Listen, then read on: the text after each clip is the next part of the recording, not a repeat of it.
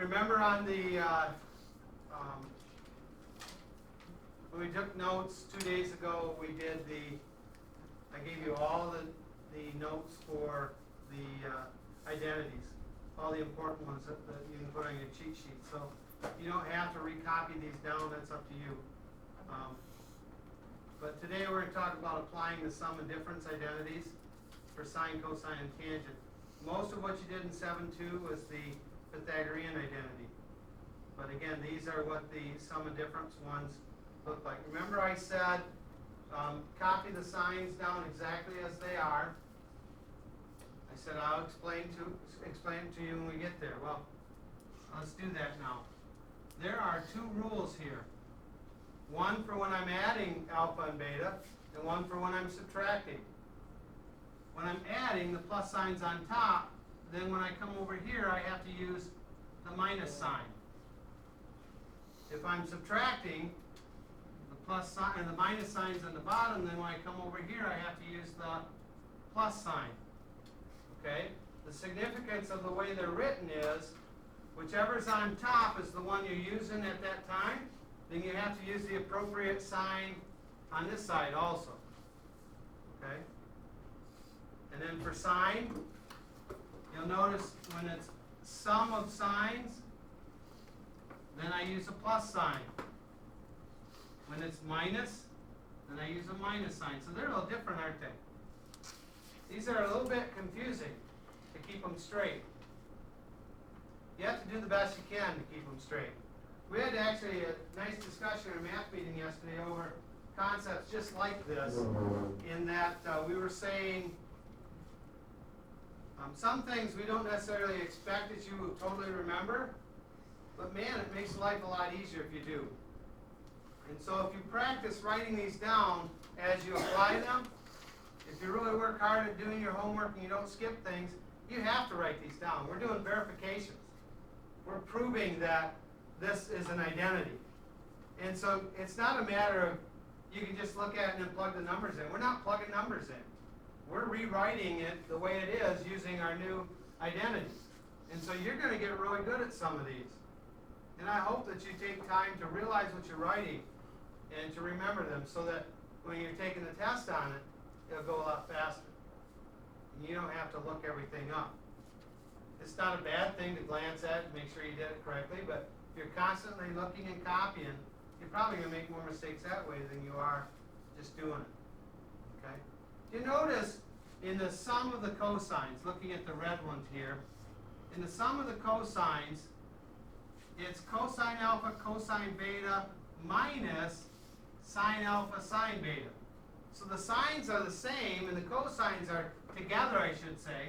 We put the sines together and the cosines together, but the sign of the operation is minus, where over here we were adding.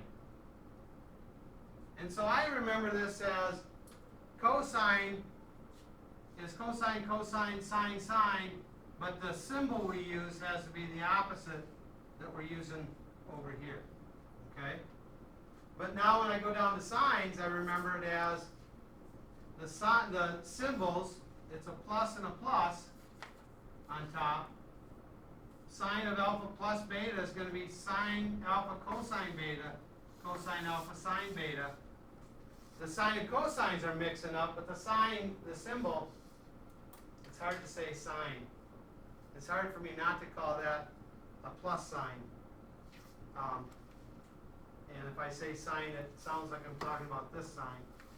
So you have to try to follow what I mean. You notice that the trig functions are switching around, but the symbol of the operation is staying the same. Okay? And then tangents just kind of altogether different. You'll see on top, if it's a plus here, over here it's a plus on the top half, the numerator, but the bottom half switches to a minus. Okay? Some little symbolism here that we have to understand so that we don't use it inappropriately in our homework, on our test. All right. I wasn't filming this conversation we had earlier, so let me repeat it real quick for those who might be watching this at home. We intentionally are not taking a quiz this chapter, but I am checking your homework every day, and since I've been gone, I haven't checked it yet. But Monday, we will be checking lessons 7.1, 7.2, and 7.3, along with your notes. Here's an example. We want to find the exact value of the cosine of 105. Have we ever done cosine of 105? Is 105 a 30, 60, or 45? No. How do I get 105 though? How could I get 105? 60 and 45. Yeah, if I add up 60 plus 45, then I can get 105, can't I? Okay? And then we just learned a rule for adding for cosine. It's cosine 60, cosine 45. And because we added here, we have to subtract over here. Sine 60, sine 45. Okay?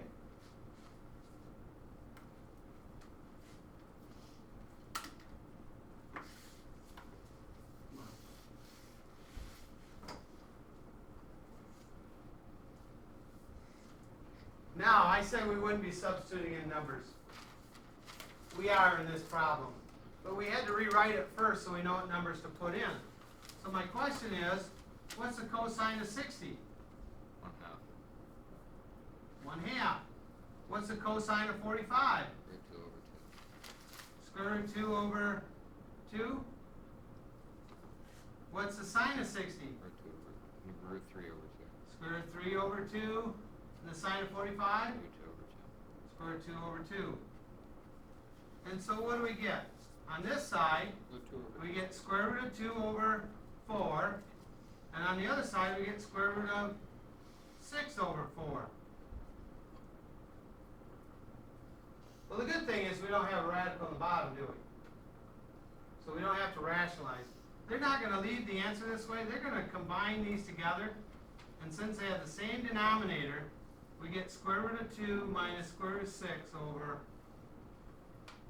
4. That's the answer we're looking for. I wish I could say that everything works out perfect on our test writer, but it doesn't. And there's multiple kinds of these problems where the answers are wrong. Okay? Which isn't going to be an issue for you, because I'm going to not let them be multiple choice questions.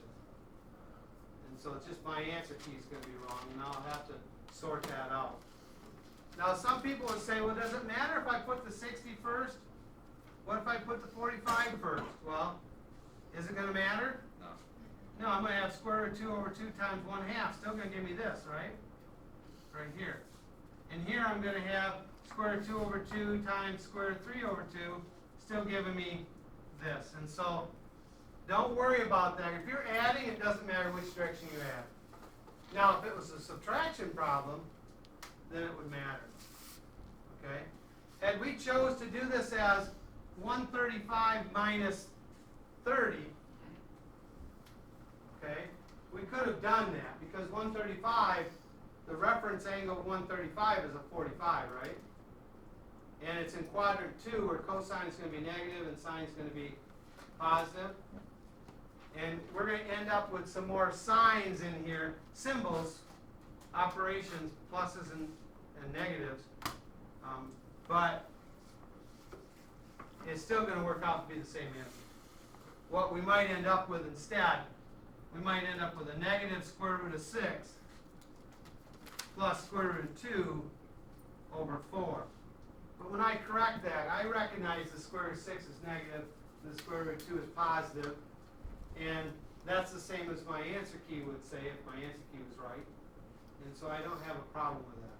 But it is easier if we don't use a number like 135, because then we don't have to manipulate what quadrant we're in and manipulate signs. if we can always use 30s, 60s, and 45s, we're in quadrant 1. We never have to worry about the negative or positive, and it's just going to be easier on the whole thing. Any questions on this example? This was number 14 out of the book, I believe. Can you do one like 24? Well, let's see. Let's do 18 first, and then let's see what I have, and then if you still have a question on 24, we'll do that. The tangent. Remember I just said, if possible, stick with a 30, 60, or 90. It's not looking possible here, is it? 195, I can't get that by adding a 30 and a 60, or a 30 and a 60 and a 45. So how do I get 195? 150 and 45. Yeah, that works. There's probably other ways. Maybe 210 minus. No, that doesn't work. 225 minus 45. Wait, no. Yeah, 225 minus 30, right? Yeah. That's the one I was trying to think of. 225 minus 30 would work. Again, though, now we've dropped into quadrant 3, so I don't know what's easiest for you here. Whatever you see will work. Well, isn't this already quadrant 3? What's that? This is already quadrant 3, though. Yeah, but it doesn't matter. You said 150 plus 45. I was saying, you're right, this is in quadrant 3, but these aren't. But again, it doesn't matter because we're going to have to manipulate positives and negatives to match up with our angle. Okay? Let's write the rule for this. See if I remember it. I'm going to say tan of 150. This is plus, so I'm going to say plus tan of 45. And then I'm going to say, I think it's 1 minus tan 150, tan 45. Now that's a product, not a adding here. We're timesing the two numbers, okay? Tangent in quadrant 2 is what? Negative. It's negative. So what we're really looking at here, you can pause for a minute. You don't have to copy this down. You can choose to if you want. I'll give you time. This is really the tangent, the negative tangent of a 30-degree angle, isn't it? Because 150 is over here 30 degrees up. That's 150. And tangent in this quadrant is negative. So tan of 150 is the same as a negative tan of 30. Plus tan 45. Again, you do not have to copy this step down. And this again would be a negative tan 30 times tan 45. Okay? And so now we need to copy if we're not already. What is a tangent of 30? Square root of 3. Some of you are really good at this. Others need to look at it. I'm not sure. Well, let me put it this way. I need to look at it. I've done enough of it that I can picture it in my head and figure it out, but I just don't instantly have it at the top of my tongue ready to spit it out. I have to stop and think about tangent 30. We don't practice a tangent like we do the sine and cosine, do we? I don't mandate you get quick at it like we do the others. And probably you question why we did that, but as we get going through here, many of you that know it are going to be really glad you know it. You don't have to look things up. It's going to make this a lot easier. Okay? And so tangent's opposite over adjacent. So it's 1 over square root of 3. So that's really square root of 3 over 3, right?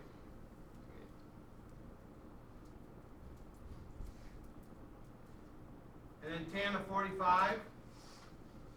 And so if you can't picture a 45, 90, then draw a picture, 1 square root of 2. And so tangent 45, opposite over adjacent. Tangent 45 is 1. And so this is plus 1. Then we have 1 minus. Can I look at this and say, really, I have 1 plus? Because I have a minus, a negative. So that's really a plus. Square root of 3 over 3, and 45 is still 1. And so I get negative square root of 3 over 3. I don't want to get too tricky here, but do you agree that 1 is equal to 3 over 3? And if we move to the bottom, this 1 is also 3 over 3.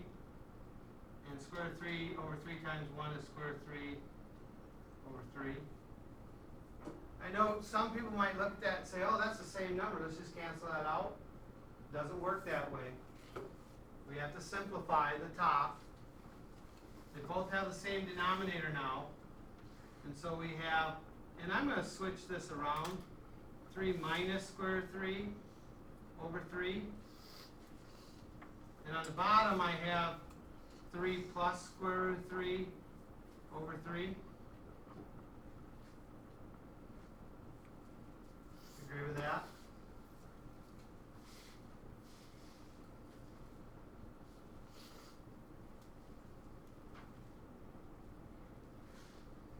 And then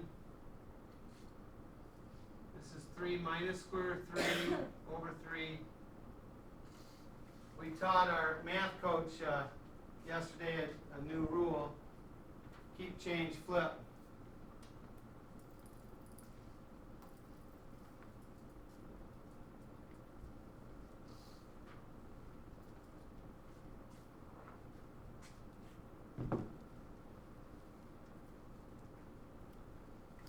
And that was interesting to him. He'd never heard it that way. So we keep our first fraction the way it was. We change our division to times, and we flip this other fraction over so it becomes 3 over 3 plus square root of 3. And so our 3's cancel, leaving us with 3 minus square root of 3 over 3 plus square root of 3. I wish I could say nice job, well done, move on. But what's in the bottom? A radical sign, right? And you may not remember exactly how to rationalize the denominator if there's more than one term. So let me tell you. You multiply by the conjugate of this. Remember, conjugate means same numbers but different sign. And so I'm going to change this plus sign here to a minus sign. And then the top has to match the bottom. These two have to be exactly the same, the whole thing. This whole thing. Okay? Oops, there. Got too carried away. Oh. Okay? So now when I do that, on the top, I FOIL this. I have 3 minus square root of 3 times 3 minus square root of 3, which is going to be 9 minus 3 square roots of 3 plus 3 more square roots of 3 is 6 square roots of 3. And then square root of 3 times square root of 3 is a positive 3. And on the bottom, I don't have to FOIL. The purpose of having conjugates, different signs, is those middle two terms like we got here, they're going to cancel each other out. And so I just worry about 3 times 3 is 9 minus square root of 3 times square root of 3, which is 3. And so if we simplify the top, we get 9 plus 3 is 12 over 6. And what do we see in every term? 6. A 6. Since there's a 6 in every term, we can cancel that 6 out. leaving us with 2 minus square root of 3. I know it's long-winded, I know it's confusing at times, but it's not hard stuff. If you just are patient and follow through and just keep plugging away, eventually it works out. And almost always works out to something pretty simple. Okay, the last example, this one right here, this answer here, that's about as confusing looking as they ever get when you're all done. Okay? I have a cosecant here. Was anybody not finished with this? I kind of... Is this next one gonna be a long one, do you think? I don't know. But I know you need to look at cosecant. No, I know, I just. I mean, I'd like it to be one step and easy for you, but I can't guarantee that. What's different about this one? Radians. What'd you say? Radians. It's in radians, right? Already we recognize it's in radians. And the other difference is cosecant, and we didn't have a rule for cosecant, did we? One of the sun. The radian is going to present the biggest problem. It's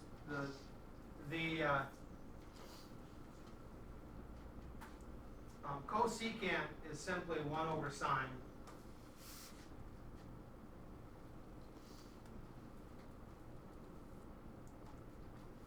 And I'm going to treat this, I'm only going to worry about the sine. And when I get all done and I get an answer, before I rationalize, I'm going to flip it over. Then if I still have to rationalize, I will. But don't rationalize and flip it over, because you'll for sure have to rationalize again. Okay? For example, I mean, if I get back to this answer here, I get all the way to here, now I would have to flip it over to have the cosecant. If this, or in this case, it would be secant, because this is cosine. And so this would be the cosine value, but the cosecant, or the secant value would be flip this over, and then I'd have to rationalize. Okay? All right. The hardest thing is the 5 pi over 12. Do you agree that this is 12 pi over 12 over here? And this is 6 pi over 12? Okay. And so 5 pi over 12 would be right in here, wouldn't it? I only do that so that we understand where we're looking. It's an angle in quadrant 1. Okay? So the question is, how can I add my angles up to get to 5 pi, or how do I subtract to get to 5 pi over 12?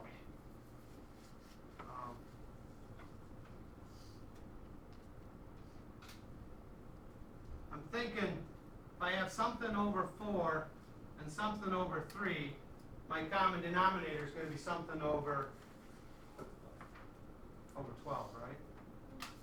So I'm probably looking at 60s and 45s to get that angle.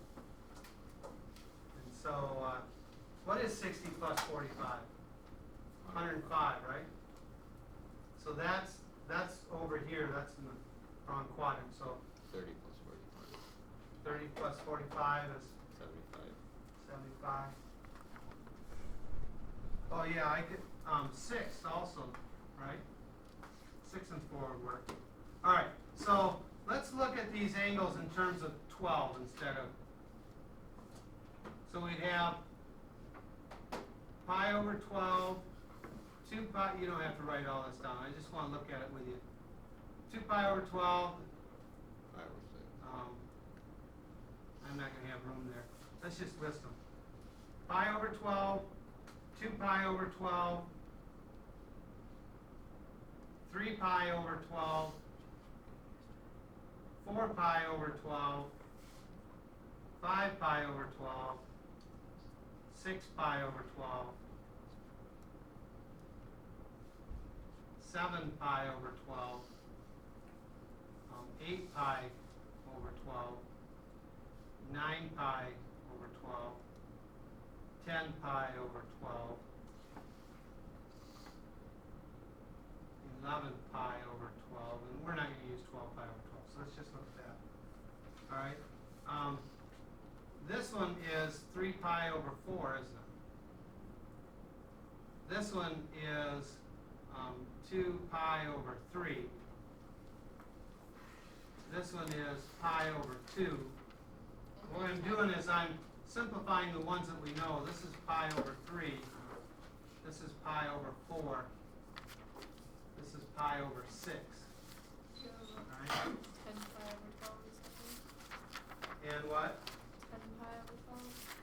Maybe 6 on 5 pi? 5 pi over 6. Thank you. Okay? So, the reason I point that out is it's easier to look at this column.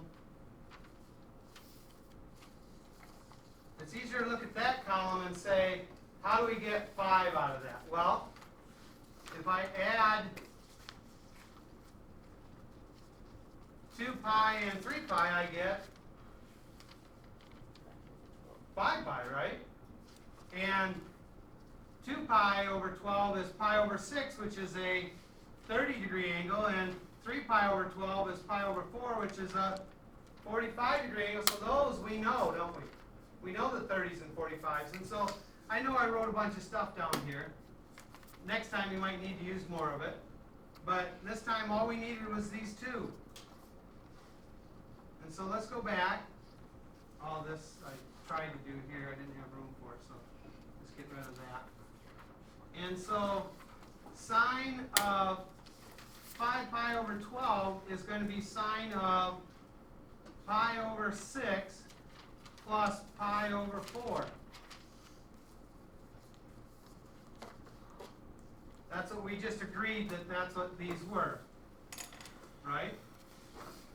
And so the sine rule is sine of pi over 6 cosine of pi over 4, and it's a plus sign. It must match this plus sign. And then cosine of pi over 6 sine of pi over 4. And so then I'm ready to plug these in. Sine of 30 was Square root 1/2. wait, cos Sine of 45 is square root 2 over 2. Don't be gun shy, Max, just because you got one wrong. No, that was- The best way to sort everything out is to No, I was continue. confused because you said sine, but that's cosine, but it's the same because it's 45 anyway. Oh, I'm sorry. I meant this one. I get what you're saying, though. I did misspeak in this. This is cosine, not sine. And now cosine of 30, which is square root 3 over 2, times sine of 45 is square root 2 over 2. You're exactly right. The sine and cosine of 45 So you are could the same. still just convert them back to degrees if you want to just keep the You visual image. could, yeah. Like, because it comes to me easier to read the degrees, you could just Yeah. write But the them. more you do of these, The you will easier- get better at it, just like you did with degrees. And then it will be quicker in the long run to stick with this.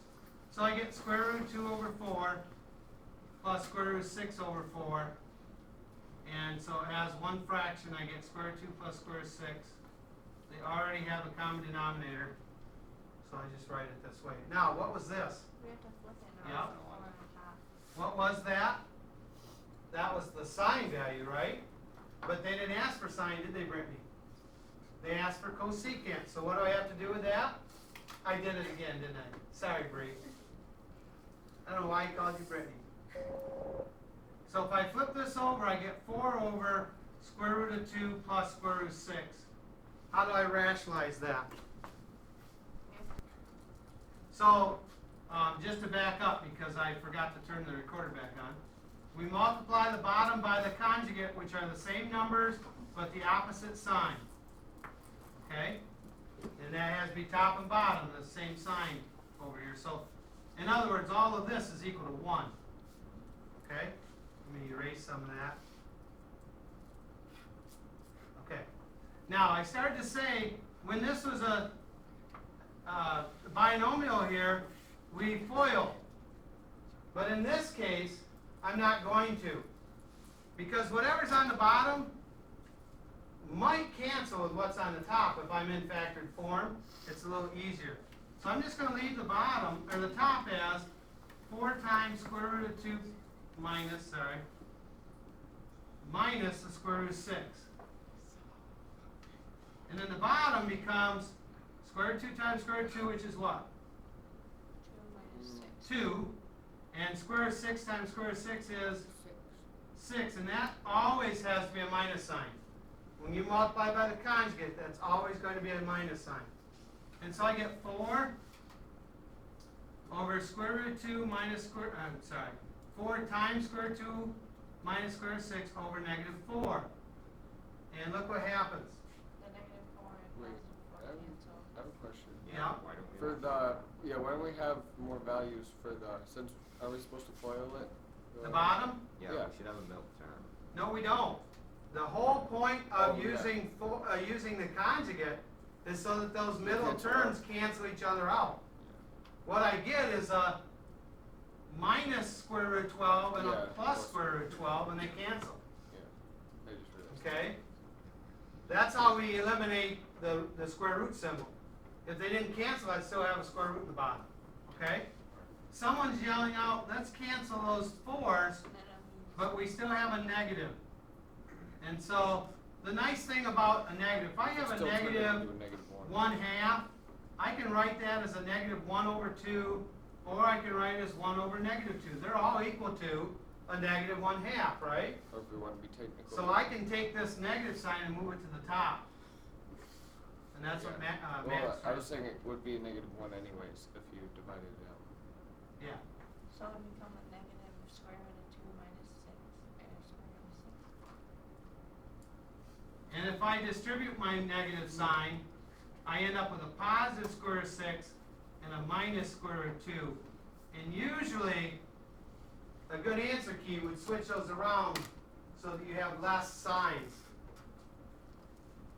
You wouldn't have a negative sign and a plus sign, you would just have a minus sign. So that is the answer. And like I said, I cannot pretend that all this is going to be just very short, very simple. It's not. But if you follow the rules and if you learn the rules, then it's not hard. It's just time consuming. Okay? And I do try to cut down on your problems. The only problem is with that, if I only gave you 3 problems to do for tonight, you might get those 3 done, but you wouldn't remember how to use that on the test. It's just not enough practice. Some of this stuff takes more practice. Okay?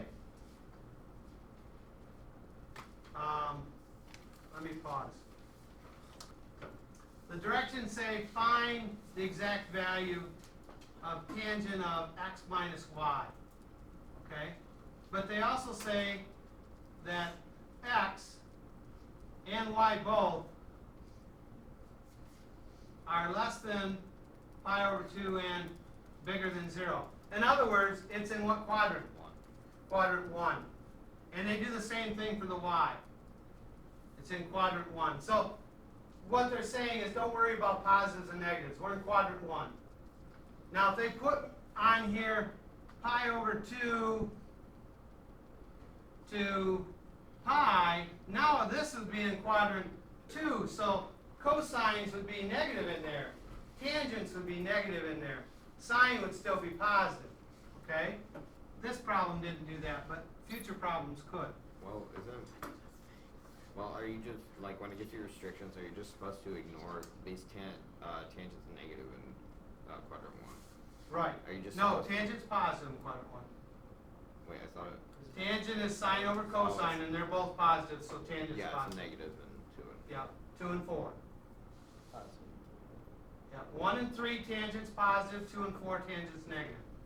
It's when the sine and cosine, only one of them is negative, then the tangent will be negative. But when they're both the same sine and cosine are both positive or both negative, then tangent will be positive. So, let's write the rule. Tan of x minus y. That's equal to tan of x minus tan of y over 1 plus tan x tan y. Okay, that's the rule, right? We're going to have values to put in for tan x in just a second.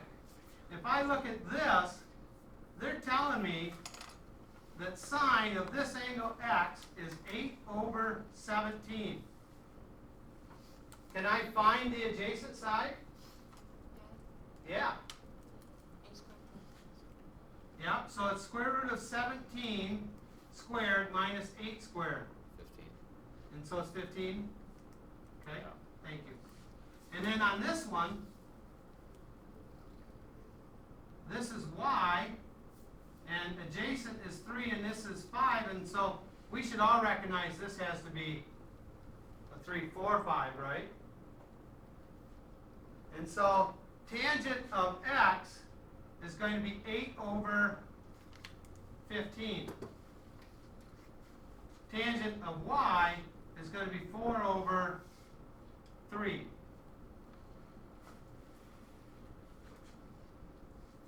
And so now we can just plug these in. 8/15 times 4/3. I have to have common denominator to add. And so 15, so this is times 5 and times 5, right? 28. So I get That's 8 minus 20. I'm going to go slow so I don't lose anybody. Over, whoops, do you agree that that denominator is going to be 45? Since I'm going slow, I'm going to call this 45 over 45 plus 32 over 45. Because this is times in this one. So That's it'll be multiplication, 77. so we multiply it straight across. So it'll be 7. So I'm going to go this way with this, I have more room. I get negative 12/15 over 77 45ths. top one simplifies to 4/5. And so I get negative 12/15 times 45 over 77.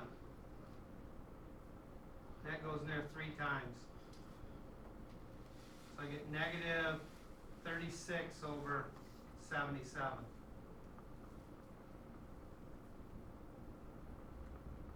Okay. A little quicker than the others, wasn't it? The hard part here is we had to, A, remember the rule, and then B, we had to find the missing value of our triangle so we could find the tangent. So it's only a negative Tangent piece. though, was it? What's that? That was only for tangent, it was not for sine and cosine. No. They gave us that sine and cosine. Just to, but. They give us this information so we could write these triangles and find the missing parts. So we could find the tangent values that we needed. Okay? All right. I don't know if I had more, but that's more time than we have. That's good. That's the last one. So any questions on this one? Here's the final answer. Okay. 15 to 33 odds, that's, Well, it's really. so today we're doing the 10 problems, 15 to 33 odds. Monday's 35 through 41, that's a lighter day because there's only about 6 questions, 4 questions there, okay? I'll make it simple for you. We'll just put all of them due Monday. I mean, all of them part of Monday's assignment. So what you don't finish today, you can show me on Monday, or you can work on Monday. But lesson 7.1 and 7.2, I will be checking on Monday. You need to have them all done.